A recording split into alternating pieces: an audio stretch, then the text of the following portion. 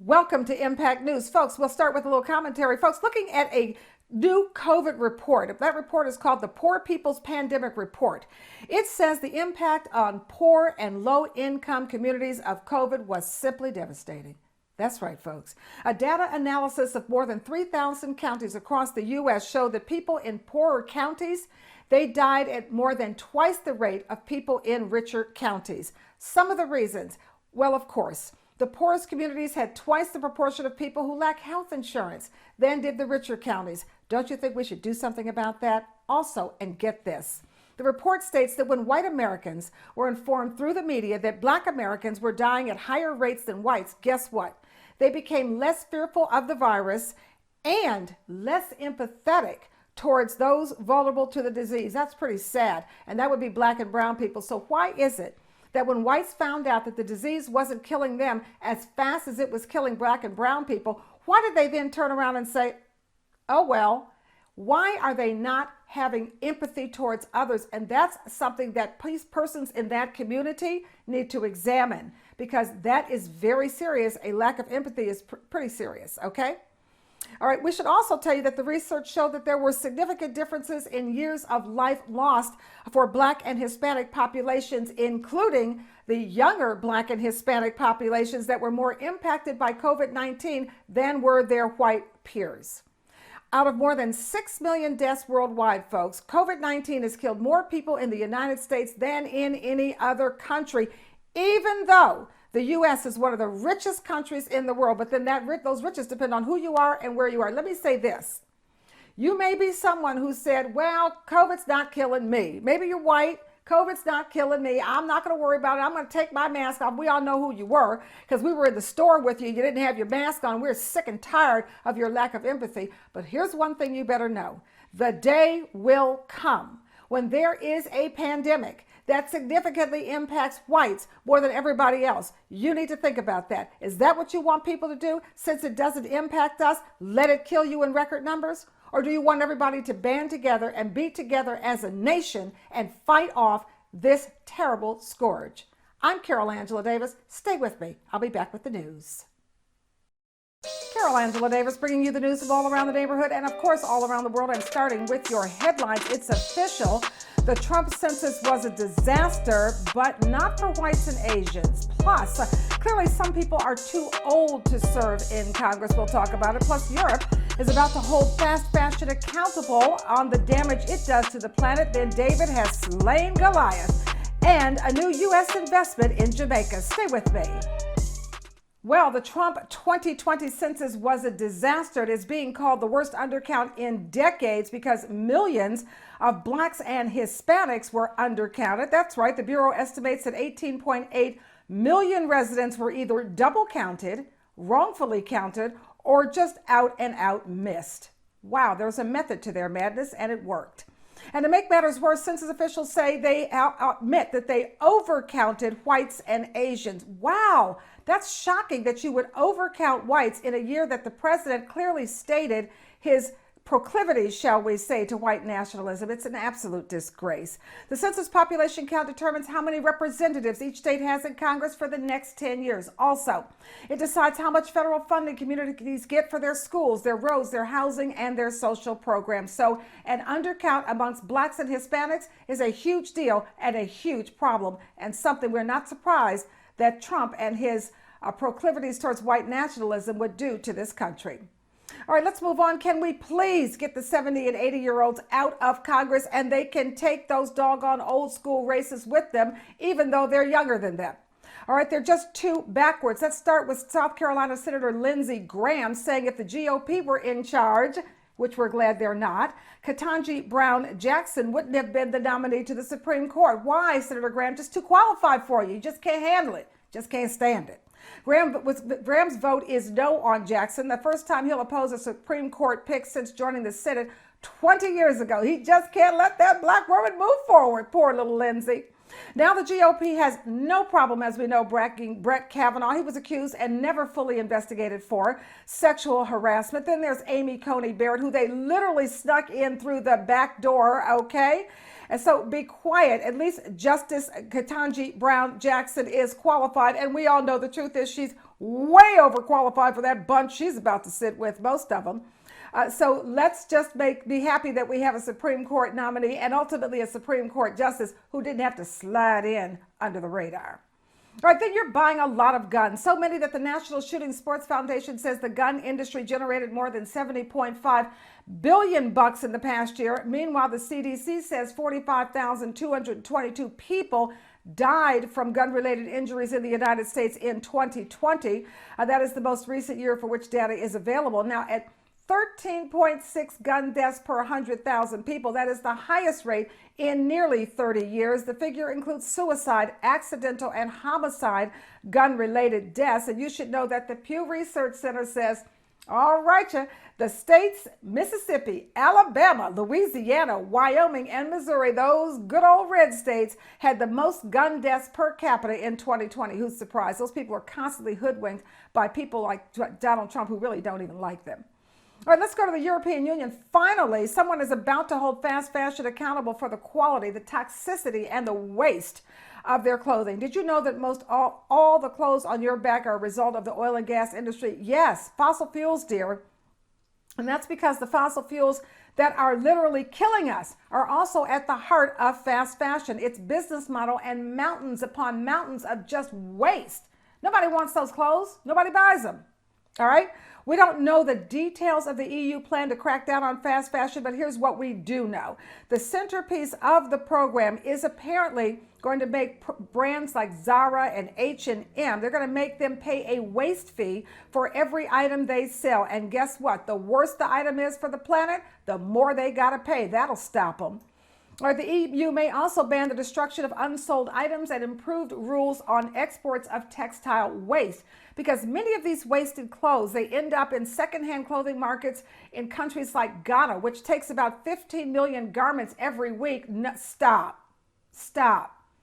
40% of those end up being worthless upon arrival. So what happens? They end up in giant burning landfills, or they pollute the country's beaches and rivers. Stop. Let's turn to your favorite Supreme Court Justice, Clarence Thomas. Oh, we've known for years he was a mess, and he just keeps proving it every day. Why would Supreme Court Justice Clarence Thomas's wife, Ginny Thomas, push Trump to hire a person the White House suspected as being a spy? Whew, these people have the worst judgment.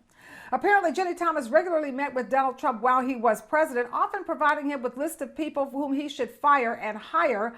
Who elected Ginny Thomas for anything? Nobody. And reportedly, Trump would force his staff to put certain names through the vetting process, and that's how they found out that one of the names was disqualified for being a potential foreign intelligence asset. Listen, birds of a feather. Your mother told you. Birds of a feather, all right? Let's turn to some good news, people. Some employment news where in New York City, thank goodness, David has slain Goliath. Yes, ma'am. In New York City, Amazon warehouse workers voted in that union, and we are so happy for them. Who was at the center of getting this job done? 33-year-old African-American male Christian Smalls, who Amazon had fired during the pandemic. Okay, try that again, Amazon. Smalls not only started a successful union, he also beat one of the world's most powerful companies with little help from organized labor, which is kind of a problem. Among Smalls' objectives are bringing back monthly productivity bonuses. Why shouldn't they have that? Also, they were eliminated in 2018, you should know. Also, giving hourly workers Amazon stock makes sense to me, and raising pay to $30 an hour compared with the current average starting wage of $18 an hour. Next up, April 25th, that's when a second Amazon facility in Staten Island starts voting on whether or not to bring that union in, and we hope they do. Labor activists expect the victory in New York to galvanize labor activists and workers at Amazon and beyond. We thank you, Christian Smalls, for doing the hard work. Then let's turn to Jamaica, where the U.S. pledges $30 million as an investment in Jamaica. The move coming during a visit to Jamaica by Vice President Kamala Harris, who, of course, is the U.S.'s first Caribbean American vice president. And, of course, Jamaica is her father's homeland. The $30 million is going to be split like this. $20 million is going to be used to boost commerce between the U.S. and Jamaica. Another $10 million is going to be invested in boosting human capital and to help reduce violence among at-risk youth. Vice President Harris met with Andrew Holness. He is Jamaica's prime minister. And then finally today, in looking at immigration, you should know that no matter what you've heard, here's the truth. Over 72% of immigrants in U.S. detention do not have a criminal record. Stop listening to those Texas idiots tell you those lies. Over 15,000 or 72.5% of the current immigrants being detained by ICE have no criminal record, okay? No, they are not criminals. Please stop believing all the BS, okay? Many more have only minor offenses, including traffic violations. You should know that most of the immigrants are being held in detention centers in Georgia and Texas. No surprise there. A federal court recently barred the U.S. Immigrations and Customs Enforcement, along with Southern California immigration judges. A recent decision barred them from setting unreasonable bonds for detained immigrants without taking into account their financial resources. Those are your stories. I'm Carol Angela Davis. I thank you for joining me this week and every week, because we bring you the news that most won't. I'm Carol Angela Davis. Stay with me. I've got your slay word. I've got Missing Ask Dr. K, the International Report, Crypto Convos. So stay with me. It's time for the slay word of the week, and the word this week is predilection. That's Predilection, predilection. It is a noun. We know what that means. It's a person, place, or thing. Its origin is in 1742. Wow. And we're giving it to you so you can level up that vocab and keep those convos humming all week. The definition of predilection is a preference or special liking for something. Another way to say that is a bias in favor of something. Let's use it in a sentence. We're going to use that bias aspect. Many members of the GOP have a predilection for white people, and as a result, their judgment is very clouded and cannot be trusted. We have to embrace everyone. That's why they call it diversity, equity, and inclusion. Second sentence, folks. Let's hope that any member of the Trump family, someone develops a predilection for the truth before they go and testify before the January 6th committee. Predilection, that is your slay word for the week, folks. It means a preference or special liking for something, a bias in favor of something. I'm Carol Angela Davis. Level up that vocab. I'm Otha Smith, CEO and founder of Tetragram, a mobile app for cannabis consumers to keep track of the products they purchase, rate the effectiveness of that product, and then share those personal reviews with others. I'm here today at Marion Main Dispensary in Capitol Heights, Maryland, owned and operated by my homegirl, Hope Wiseman. Please download the Tetragram app today and take control of your personal journey with cannabis. Hey, where are you? We're looking for you, and we want you to know we are out there looking for you. In this segment of Missing, we examine missing African American females, and with the community's help, we will find you. Tiffany Marche Phelps vanished on January 26, 2006. She was last seen on the corner of Center Street and Ingram Streets in Henderson, Kentucky. She was homeless but kept in touch with her relatives. She's 5 feet 3 inches tall and of a medium complexion. Tiffany's age would be between the mid-40s or 50s by now. Please call 877-97-BAMFI. That's 877-97-BAMFI with any information. Where are you? We want you to know we're looking for you. And with the community's help, we are going to find you. We are back with your international report with Dr. Inge Ebon-Harstrup. Welcome, Eni. Thank you, Carol. And what are we going to talk about today? I thought that we might look a little bit more closely at the fallout of the Cambridge's Caribbean tour just recently, because I think it says a lot about the future of the monarchy. What you saw there was a flash of great republicanism in the space of the Jamaicans and the Bahamas, but it also spoke to what happens to the Commonwealth after the Queen dies. We know that there's a commitment to Charles to become head of the Commonwealth, but even William is questioning, should a hereditary monarch be head of the Commonwealth? Doesn't that speak to a legacy of colonialism and imperialism that we want to get past? But I think what was interesting for me was looking and seeing how William was trying to rethink his situation after that tour. And basically, he said that he intends to break with tradition in his reign and become a unifying force with a slimmed down royal household and more reactionary and agile approach to communications. And that would depart from the never complain, never explain. But as journalists have said, it's going to take more than, you know, being reactionary and agile in the face of your communications. It's going to take much more than that. One of the first things that has to change has got to be the senior ranks of the royal household. It is extremely homogeneous and made up of the best families in the land. Now that will have to be changed to reflect more of the reality of the nation as it stands. And so, you know, what else could they do? I mean, basically, I think that, you know, when they look at themselves, they have to look at their staff, they have to look at their whole approach to the Commonwealth and to slavery and to reparations. The government is going to have to address that. And they're going to have to look again at what we do with those royal tours. And I'm going to be watching this space and watching this story, because I think the House of Windsor has always survived, but we will see yet another iteration of the House of Windsor. So that's it from me, from Dallas, of course, not Tanzania, saying good night in Yangabong Haskell International Report. We are back with Crypto Convos with Lionel the Builder Sapp. Welcome, Lionel. Thanks for having me, as always. Yeah, what's going on in the crypto world today? So today I wanted to talk about a few of the central banking coins and just look at the charts a little bit. So let me pull up the screen right now. And can you see that this is CoinMarketCap here? Mm-hmm. Okay, so the first one that I wanted to take a look at is Algorand. It's actually on sale right now. This is not financial advice, but at 79 cents, it technically is looking like a good opportunity here. It's on sale from its all-time high of $2. And with theirs, you know, where we're in the market's in a place right now where we're down from our all-time high of 65K or BTC.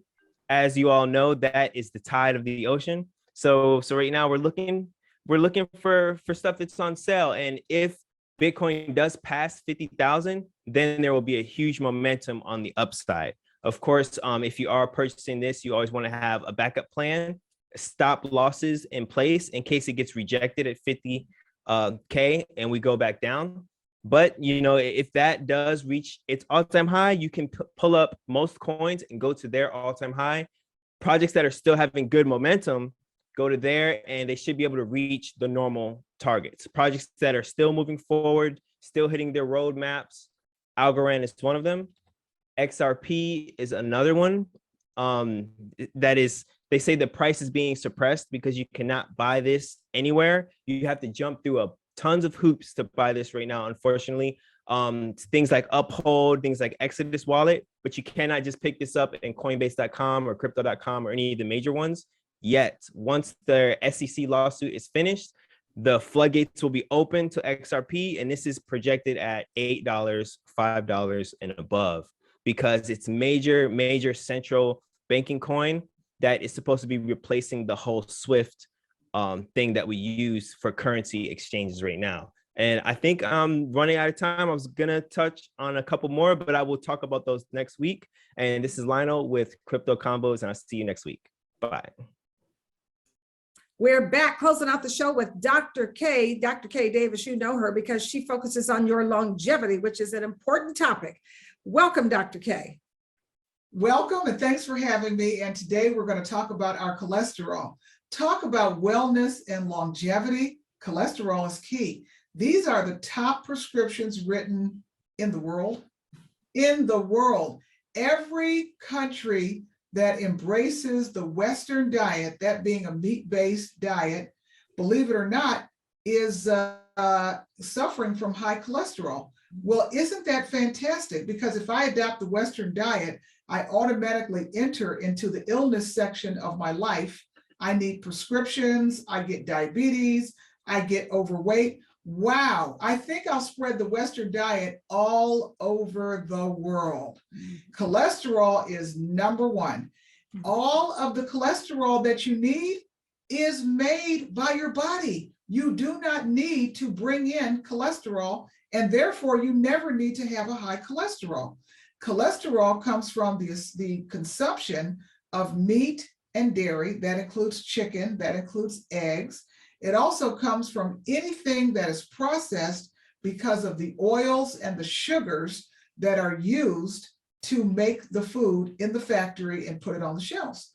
So people, if we adopt the whole foods plant-based diet, when we want meat, mushrooms, we will actually have a normal cholesterol stay out of the doctor's office and out of the pharmacy aisle. What else lowers our cholesterol? Exercise every day. Regular exercise lowers cholesterol. Excess cholesterol results in deposits in our blood vessels. So those are heart attacks, strokes, kidney function. It also causes kidney stones, gallstones. This is like having some extra junk around your house and it has to go somewhere. And so you just start stuffing all your closets, all your drawers, everything. And then it winds up taking over your whole house and you can't get anything in there. So in our body, blood cannot go through these areas because they're just full of cholesterol. So therefore, let's work towards a whole foods plant-based diet, get rid of the animal products in the diet so that we can reclaim our health and longevity. And on behalf of all of us at Impact News, we'll see you next week. Thank you, Dr. K. Thanks for having me.